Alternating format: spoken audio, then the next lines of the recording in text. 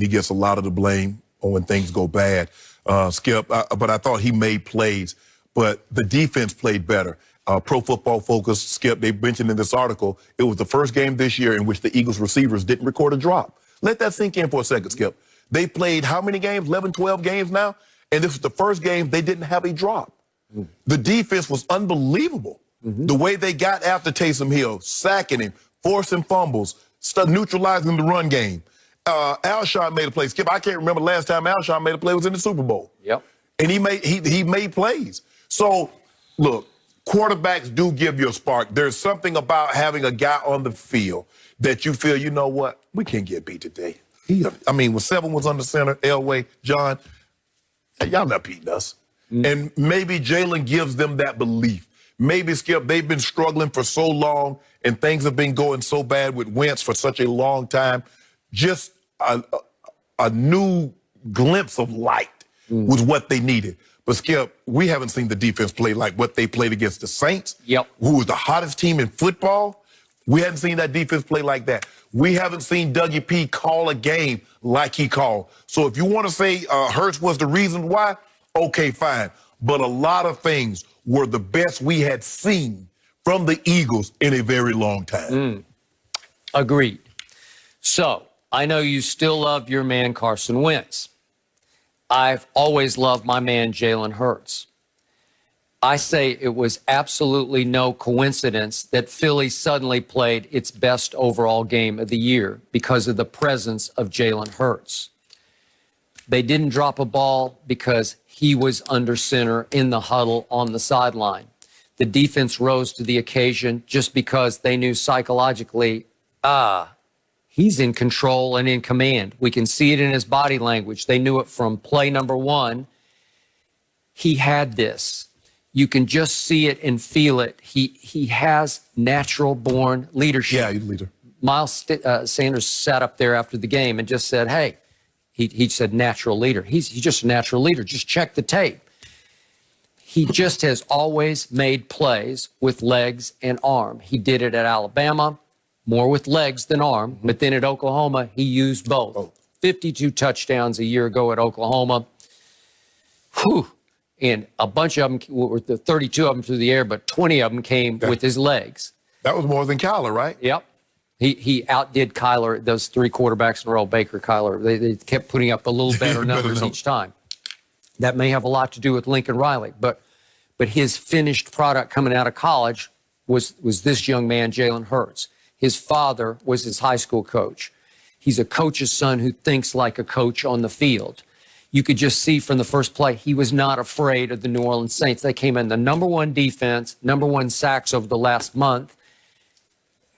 They're like a force of nature, and I thought it was the worst place you could throw a kid into that fire for a bad football team that was really struggling, that had lost its last 4 against a team that had won its last 9 games, and he slowly but surely just took the game over.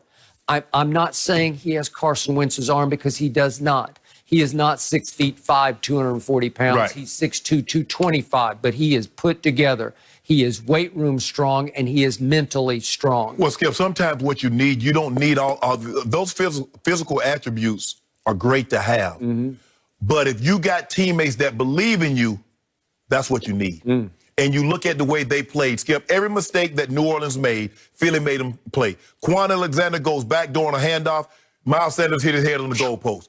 Marshawn Lattimore. 82 yards. Marshawn Lattimore is he's had one-on-one coverage with Alshon. Why would you be on top of Alshon when all he catches, Skip, is 50-50 ball back shoulders? That's his play. So you know that. So you guess what? You're going to play out of position. You're going to be on top of me, thinking I'm going to go deep when Alshon can't outrun me? So Alshon makes that play when, for Carson, I think he lost some faith in Carson, and maybe subliminally he doesn't believe he can make that catch. What was that? The other night, I think, was the Monday night game, Skip. We saw Carson hit him on the back shoulder, and he dropped it.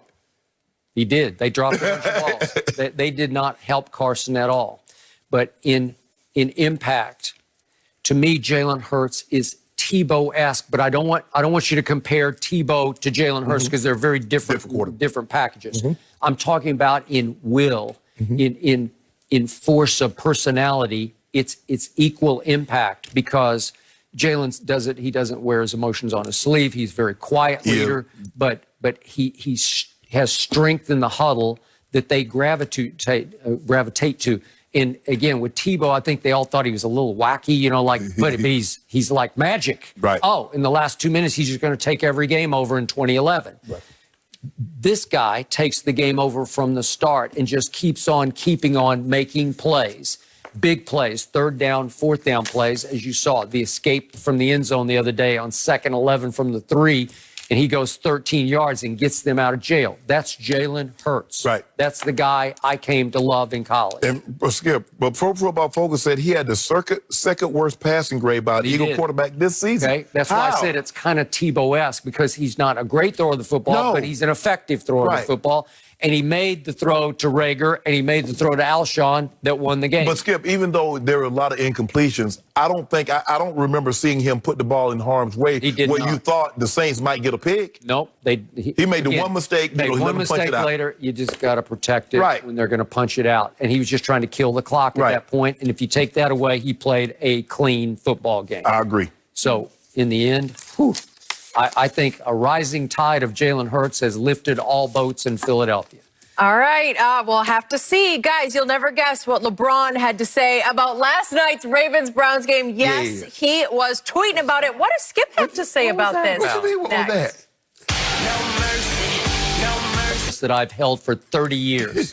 I hate field goal kicking because I hate the notion that a game between warriors who fight it out for almost 60 minutes comes down to this little guy running onto the field who's usually a soccer player by background. And that's the only position he's ever played. Can't play any position in your sport, does not belong in your sport except to kick the ball off the ground up through gimmicky uprights, which has always been weird to me.